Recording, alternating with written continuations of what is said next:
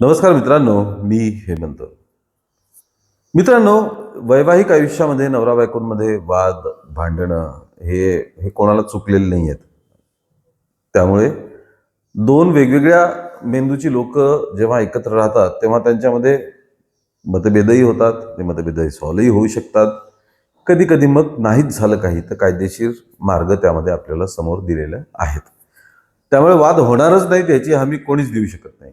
वाद होणारच. छोटे असतील, मोठे असतील, सोडवण्याजोगे असतील. कधी-कधी घरातल्या वडीलधारींना त्यामध्ये इन्व्हॉल्व्ह होऊन ते वाद सोडावे लागतात. कधी मित्रमंडळी ते वाद सोडवतात. कधी नवरा-बायको आपसातच ते वाद सोडवू शकतात. अशा घटनांची प्रचिती आपल्याला वेळोवेळी येत असते. पण एखाद्या नवरा-बायकोच्या भांडणाला एवढं मोठं स्वरूप येईल आणि असं काही घडेल, याची कोणी कल्पना देखील केलेली असू शकत नाही. आता नवरा बायको यांच्यात कोणत्या कारणावरून भांडण आहे, मग त्यातून कधी कधी गुन्हे सुद्धा घडतात. आपण नेहमीच बघत आलेलो आहे. या घटनेत सुद्धा गुन्हा घडलाय, पण तो ज्या प्रकारे घडलाय आणि जे काही घडलंय ते अविश्वसनीय आहे.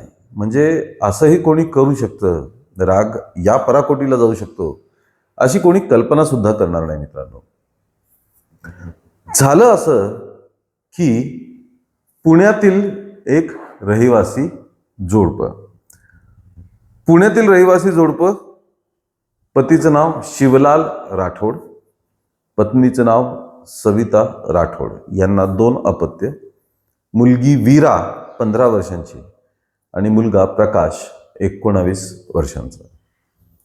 आता सर्वसामान्य घरच्यांप्रमाणे यांच्यामध्ये नवरा बायकोमध्ये सुद्धा कधी कधी काही ना काही छोट्या मोठ्या गोष्टींवरून भांडण होत असे. शिवलाल हा एका दगडाच्या खाणीत काम करत होता आणि पत्नी घरीच असायची. मुलं आता टीनेजमध्ये आलेली, मोठी मुलं झालेली, पण यांच्यातले वाद काही संपत नव्हते. यांच्यातले छोट्या मोठ्या गोष्टींवरनं जे काही भांडणं व्हायचे ते काही सुटत नव्हते. दर 1-2 दिवसाला काही ना काही भांडण वगैरे यांच्यामध्ये असायचंच. यातच मागच्या 2-3 महिन्यांपासून मग सविता ही आपल्या दोन्ही मुलांना घेऊन, म्हणजे वीरा आणि प्रकाशला घेऊन आपल्या माहेरी गेलेली होती. हे पुण्यात राहायचे. पुण्याजवळच्याच एका दगडाच्या खाणीत शिवलाल काम करत होता. पण सविताचं माहेर हे कर्नाटकातील गुलबर्गा जिल्ह्यातील आळंद हे गाव. तर ती माहेरी निघून गेली मुलांसहित या भांडणाला वैतागून. शिवलालने वाट बघितली. एक आठवडा, काही दिवस, 1 महिना, 2 महिने.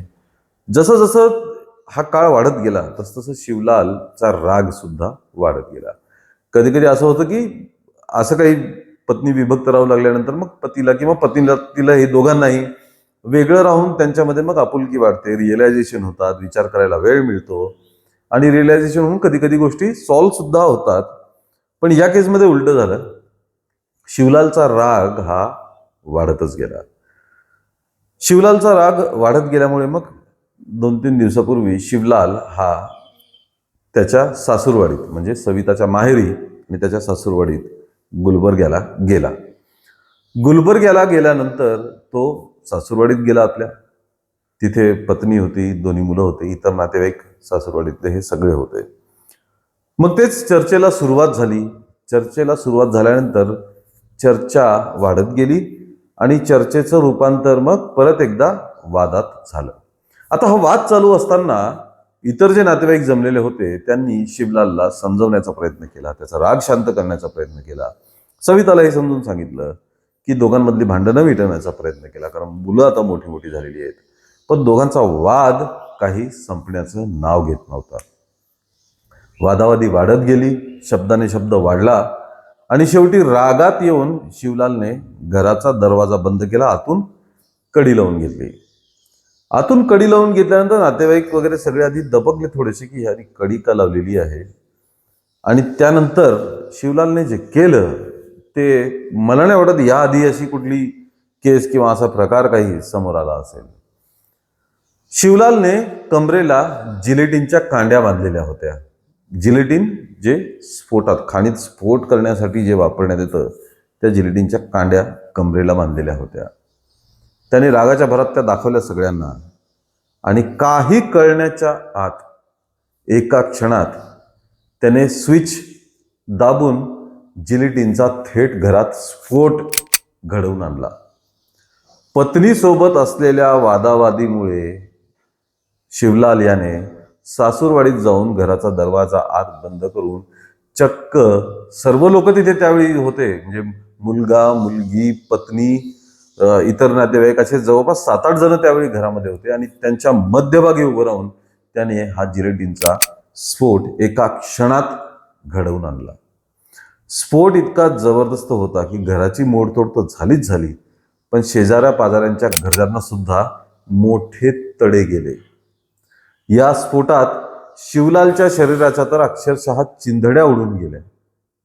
पण त्यासोबतच दुर्दैवाने हा स्फोट ज्यावेळी त्याने घडवला त्यावेळी त्याच्या बाजूला त्याचीच 15 वर्षाची मुलगी वीरा ही सुद्धा बसलेली होती आणि या स्फोटात तिचा सुद्धा दुर्दैवी मृत्यू झाला. यासोबतच मुलगा प्रकाश, पत्नी सविता आणि इतर 4 नातेवाईक हे गंभीररित्या भाजल्या गेले. जेव्हा हा स्फोट झाला, शक्तिशाली स्फोट झाला, त्यावेळी मग शेजारपाजारचे घाबरून गेले. इतका मोठा आवाज, ब्लास्टचा आवाज, सगळे लोक त्या घराकडे पळत गेले. बघितलं तर अतिशय विदारक. तुम्ही इमॅजिन करून बघा, एक व्यक्ती मानवी बॉम्ब बनवून स्वतःच्या सासूरवाडीत जातो आणि दार बंद करून घरात सगळे हजर असताना त्याचा स्फोट घडवून आणतो. त्याने हे केलं. दुर्दैवी मृत्यू त्याचा तर झालाच झाला, मुलगी सुद्धा गेली. इतर लोक गंभीररित्या भाजल्या गेले. त्यांच्यावरती रुग्णालयात उपचार सुरू आहेत. पोलिसही तातडीने घटनास्थळी आली. त्यांनी सुद्धा पूर्ण पंचनामा केला, घटनेचा सर्व माहिती घेतली, तपास सुरू केलेला आहे. पण यातून एक भयंकर मोठा प्रश्न उभा राहतो. ही एक, म्हणजे याला काय म्हणावं, विकृती म्हणावी का अनावर झालेला राग म्हणावा, ते जे काय असेल ते असेल. पण एक व्यक्ती पुण्यावरनं स्फोटकं घेऊन येतो आणि असं चर्चा सुरू आहे माध्यमांमध्ये की त्याने तो पुण्यावरूनच कमरेला जिलेटिन बांधूनच निघालेला होता. म्हणजे तो पूर्ण तयारीनिशी जिलेटिन आता खाणीत काम करत असल्यामुळे त्याला स्फोटकांची माहिती पहिल्यापासून असावी. पण तिथून त्याने ते जिलेटिन्स आणल्या, त्याला स्विच बसवलं, सगळं त्याचं जे काही मेकॅनिझम वायरिंग वगैरे असेल ती केली, कमरेला जिलेटिन बांधलं आणि पुण्यावरनं गुलबर्ग्यापर्यंत गेला कर्नाटकात.